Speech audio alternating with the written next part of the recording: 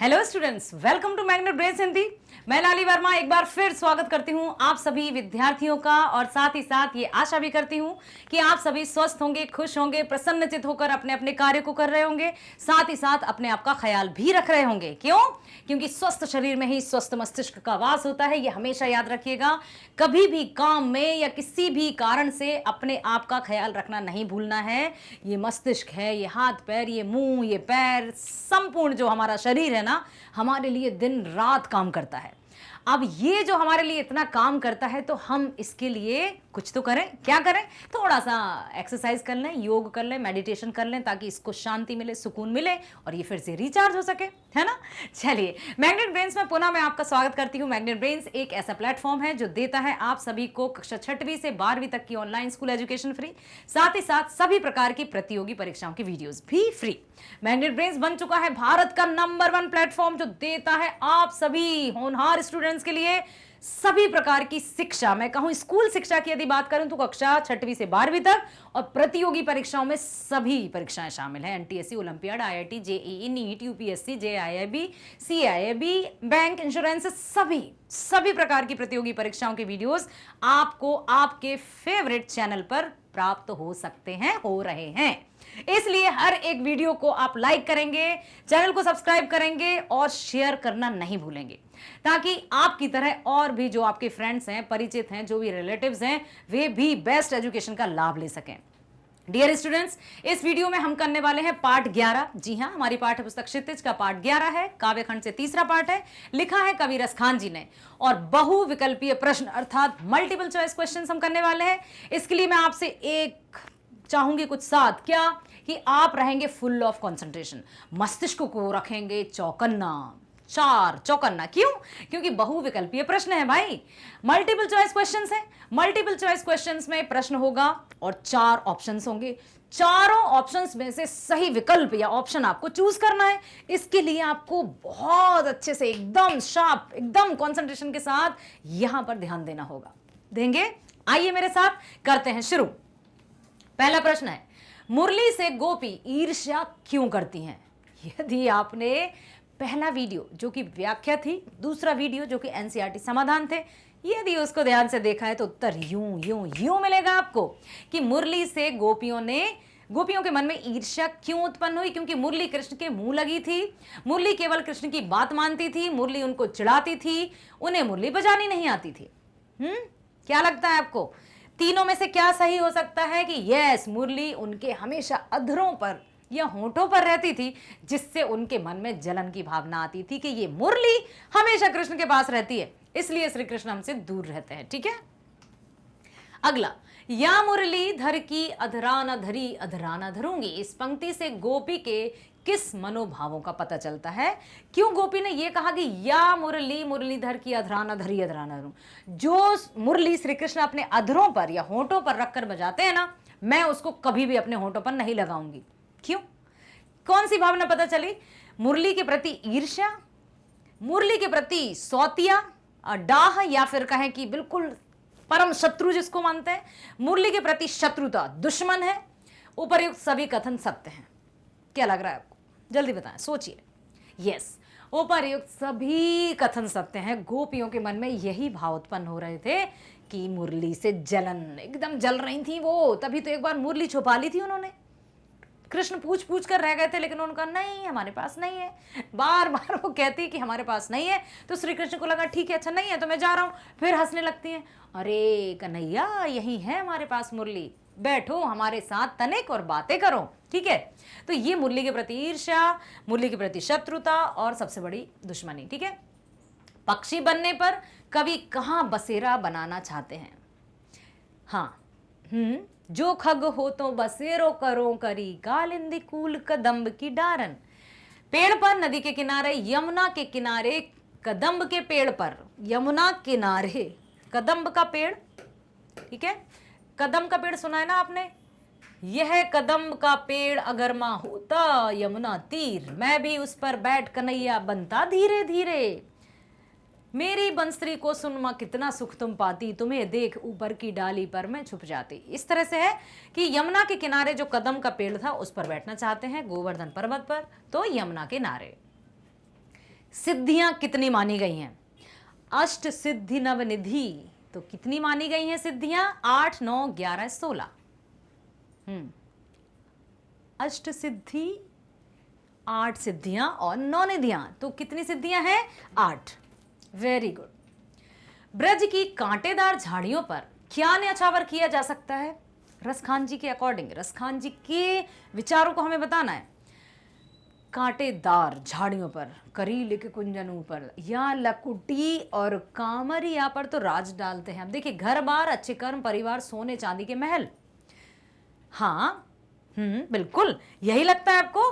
Very good. सोने चांदी के महल वो कटीली झाड़ियों पर भी न्यौछावर करना चाहते हैं। क्यों? क्योंकि उन कटीली झाड़ियों में, वन में ही तो कृष्ण विचरण करते थे, गायों को चराते थे। गोपिका से क्या नहीं संभाली जाती? हाँ, मायरी वाह मुख की मुस्कान, संभारी न जह न जह न जह। कृष्ण के मुख की मधुर मुस्कान, धन एवं संपत्ति, किनारीदार साड़ी, या फिर इनमें से कोई नहीं। क्या वो साड़ी पहनती है और उनसे संभालते नहीं बनती, जैसे कि आजकल होता है, और मुझसे साड़ी नहीं संभलती है, लाइक दैट? या फिर धन संपत्ति इतनी आ गई, वो कह रही मैं धन संपत्ति रखूं कहाँ? या फिर इनमें से कोई नहीं? पहला, कृष्ण के मुख की मधुर मुस्कान। Very good. काली को कितनो समुझे है, पंक्ति में निहित अलंकार काली को कितनो, वर्ण की आवृत्ति से होता है अनुप्रास अलंकार। अगला प्रश्न, गोपी कृष्ण की मुरली को अपने अधरों से क्यों नहीं लगाना चाहती? क्योंकि मुरली गंदी है? नो। मुरली बजने लायक नहीं है? नो। यह मुरली को अपनी सौत समझती हैं, ठीक है, उसे मुरली बजाना ही नहीं आती। तो तीसरा है कि वो अपनी शत्रु समझती हैं।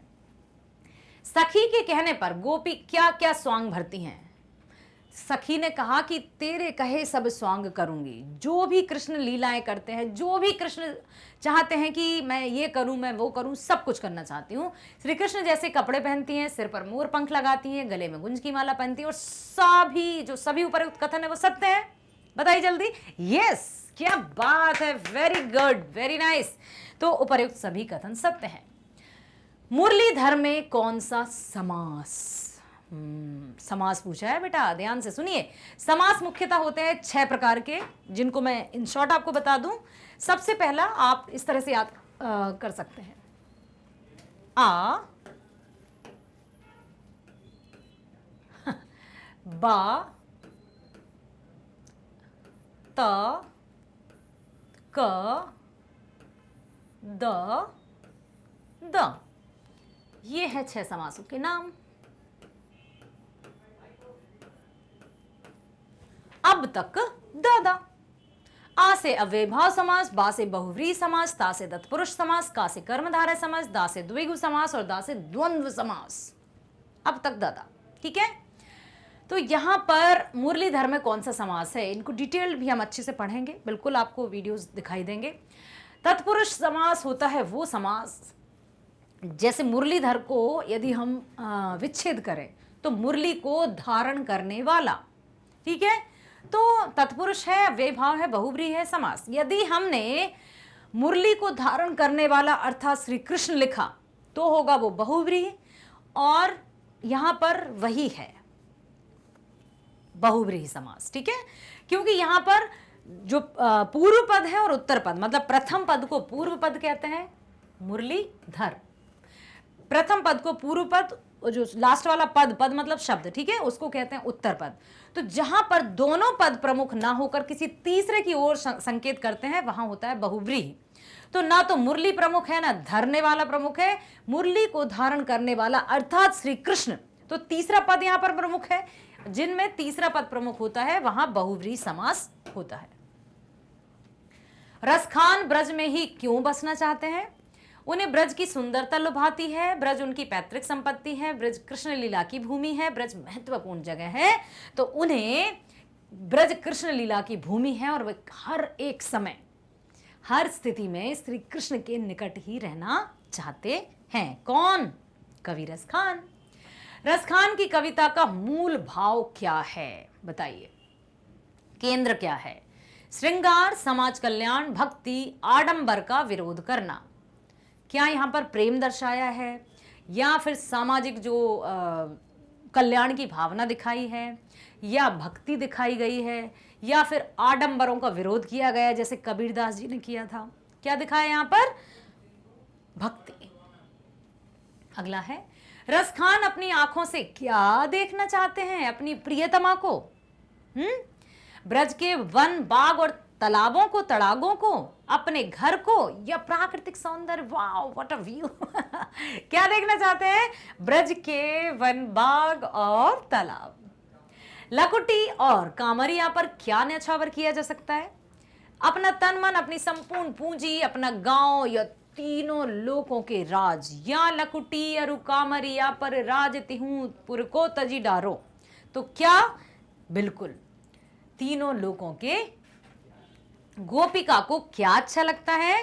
पीतांबर, गाय चराना, कृष्ण जी का साथ और कृष्ण जी की मुरली। तो मुरली से तो वो जलन करती है, ईर्ष्या करती है, इसलिए कृष्ण जी का साथ। आशा करती हूं आपको सभी प्रश्न बहुत अच्छे से समझ में आए हैं और आपने सभी का सोच समझकर विकल्प भी सही चयन किया है। इसके लिए बधाई के पात्र हैं आप। अपने लिए तालियां बजाइए, अपने आप को शाबाशी दीजिए, क्योंकि आपने बहुत ध्यानपूर्वक सुना और समझा। आशा करती हूँ आपको इन फ्यूचर किसी भी तरह के प्रश्न इनसे संबंधित आते हैं, इस पार्ट से संबंधित, तो आप अच्छे से उसका उत्तर लिख पाएंगे। हम हमेशा यही प्रयास करते हैं कि आपको बेस्ट एजुकेशन के माध्यम से आपके हर एक डाउट को यूं चुटकियों में हल कर दें, और यही हमारा प्रयास हमेशा रहेगा, क्योंकि मैग्नेट ब्रेन्स अब तो बन चुका है भारत का नंबर 1 प्लेटफॉर्म जो देता है कक्षा 6वीं से 12वीं तक की ऑनलाइन स्कूल एजुकेशन फ्री, और साथ ही साथ सभी प्रकार की कॉम्पिटिटिव एग्जाम्स के वीडियोस भी आप मैग्नेट ब्रेन्स पर फ्री देख सकते हैं। मैं बता दूं आपको कि आप अपनी क्लास के वीडियोस, 9th क्लास के वीडियोस हिंदी मीडियम और इंग्लिश मीडियम दोनों में देख सकते हैं। आप चाहें तो हिंदी मीडियम, आपको जो चयन करना है तो इंग्लिश मीडियम, जैसे हिंदी तो हिंदी होगी, गणित, विज्ञान, सामाजिक विज्ञान, जितने भी आपके विषय हैं उनको आप हिंदी मीडियम में भी देख सकते हैं। किस तरह से देखना है बता देती हूँ। वैसे भी आपको सब पता है, मैग्नेट ब्रेन्स टाइप करने के बाद आप जैसे देखना है आपको क्लास 9th हिंदी, ठीक है। क्षितिज लाली वर्मा, जी हाँ, आपकी हिंदी शिक्षिका हमेशा आपके लिए तत्पर है। हमने क्लिक किया, बिल्कुल हमारा आ गया है वीडियो, और साथ ही साथ हम जाएंगे प्लेलिस्ट पर, वहाँ पर देखेंगे कि हमें क्या देखना है, क्या विषय का जो पाठ्यक्रम है, जैसे एनसीईआरटी या सीबीएसई पर आधारित संपूर्ण पाठ्यक्रम, विषय का संपूर्ण विवरण, सभी अध्याय का क्रमानुसार सार, एनसीईआरटी समाधान, संपूर्ण अध्याय का वीडियो या बहुविकल्पीय प्रश्न, सब कुछ देखेंगे आप यहाँ। बस आप क्लिक करें और वीडियो आपके सामने। और मुझे पता है कि जो वीडियो आप देखेंगे वो आपको समझ तो आएगा ही और पसंद भी आएगा, क्योंकि हमारा प्रयास यही है कि आपको मनोरंजन के साथ साथ शिक्षा प्रदान की जाए, ताकि आप हंसते खेलते शिक्षा बिना बोझ के बिना बोझ तो है ही, क्योंकि हम सब ऑनलाइन तरीके से जुड़े हुए हैं, और ये जो टेक्नोलॉजी है उसके लिए हम आभारी हैं। साथ ही साथ मैग्नेट ब्रेन्स आप सबके लिए कक्षा 6वीं से 12वीं तक की स्कूल ऑनलाइन शिक्षा लेकर आया है, वो भी फ्री। मैं चाहती हूं कि आप सभी वीडियोस, चाहे वो हिंदी के हों या किसी भी विषय के आप देखें, तो लाइक कीजिएगा, सब्सक्राइब कीजिएगा, शेयर जरूर कीजिएगा, जिससे आपको नोटिफिकेशन प्राप्त होता रहे, और आपकी तरह और भी आपके जो फ्रेंड्स हैं, जो भी आपके चहेते हैं, जो भी आपके रिलेटिव्स हैं, वो भी बेस्ट एजुकेशन का लाभ ले सके। चलिए मिलते हैं नेक्स्ट वीडियो में। स्वस्थ रहिए, खुश रहिए, प्रसन्न रहिए। Bye bye, thank you so much.